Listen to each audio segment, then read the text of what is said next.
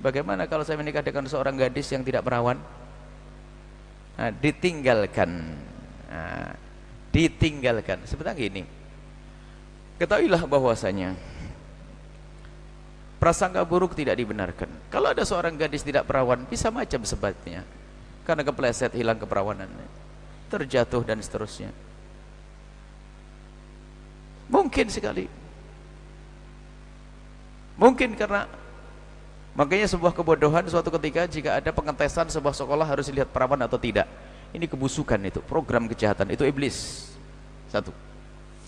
Yang kedua adalah, jika benar ada seorang wanita dia tidak perawan, apakah dia karena diperkosa ataupun karena melakukan kehinaan, tidak semestinya dia bercerita kepada siapapun, sebab ini dosa antara dia dengan Allah.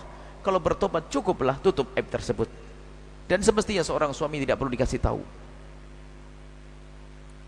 Kita bukan seperti tradisi ada sebuah negeri, tidak tahu di mana, kalau pengantin pertama tuh kumpul pertama langsung ada kain putih, kalau tidak berdarah diusir. Apa itu semuanya?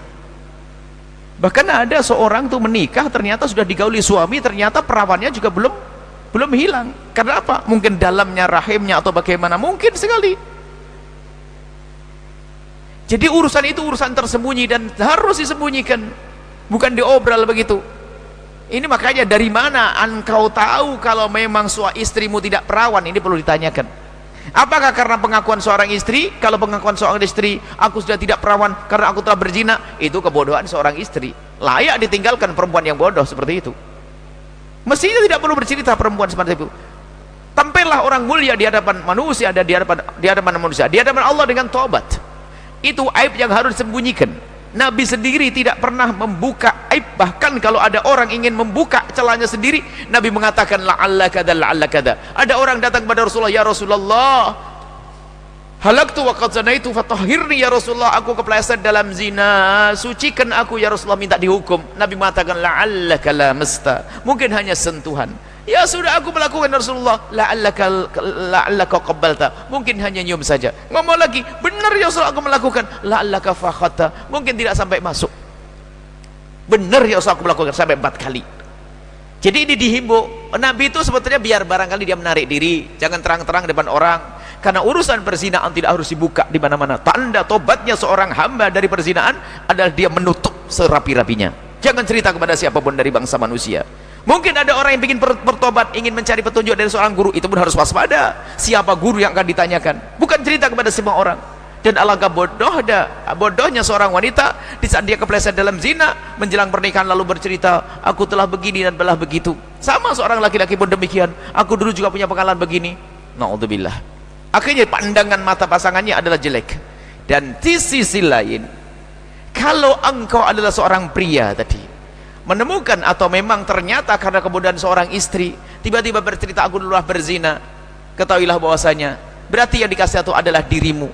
Kalau engkau seorang umat Nabi Muhammad yang soleh, katakan kepada istrimu, wahai istriku, tidak semestinya kau ceritakan. Kemudian setelah itu, jika engkau mampu menyimpan aib tersebut dan mendidik dia menjadi mulia, istimewa Anda. Mungkin dia seorang pezina yang masuk dalam rengkuhan Anda, yang masuk dalam rumah tangga Anda. Seorang laki-laki misalnya menikah dengan seorang perempuan pezina sekalipun, mungkin kemudian dia tidak pernah bercerita tentang itu, cuman dia pengen tobat, cuman karena kebodohannya waktu menikah dengan seorang laki-laki bercerita, aku dulu pernah berzina. Maka engkau wahai laki-laki seperti ini, jika engkau mampu menyimpan aib tersebut lalu engkau mendidik dia, istimewa dirimu. Urusanmu adalah dengan Allah. Akan tapi jika dirimu tidak mampu, khawatir terungkap sewaktu-waktu, kamu cerai saja dan jangan ceritakan sebabnya. Karena apa? Kalau kamu mengungkap aibnya dia, lebih bahaya lagi. Dan nasihati dia agar di kedepan hari kalau menikah dengan seorang wanita laki-laki, tidak usah bercerita tentang masa lalunya, dan haram bagi Anda bercerita kepada siapapun. Apalagi sambil berkata, engkau aku cerai karena kamu tidak perawan. Nah, ini tambah gila, membongkar aibnya. Kita perlu pendidikan. Maka kami katakan kepada laki-laki tersebut, kalau memang betul istrinya karena kebodohannya, tidak semestinya harus Anda cerai. Sudah masuk dalam wilayah rumah tanggamu, kalau memang bisa dididik dengan yang baik, dengan mulia. At-taibu kaman la dzambala, at-taibu minadz dzambi kaman la dzambalah. Orang yang bertobat dari dosa seperti orang yang tidak pernah berdosa. Kami mohon kepada siapapun, yang melihat saudaranya pernah berzina atau pernah curhat kepada anda, segera tutup mulutnya, katakan kepadanya, jangan cerita kepada siapapun, termasuk jika itu adalah anda sebagai seorang suami menemukan istri yang bodoh, tidak pernah ngaji lalu berkata demikian, katakan kepada wanita tersebut, jangan cerita kepada siapapun, cukup yang tahu adalah aku dan Allah dan engkau, selesai. Membongkar aib adalah bahaya, kehinaan, dan jangan direndahkan wanita tersebut lalu dibongkar, naudzubillah. Baik, maka budaya-budaya selama ini kita dengar masalah keperawanan harus dilihat dan sebagainya, itu adalah budaya busuk dan tidak diperkenankan.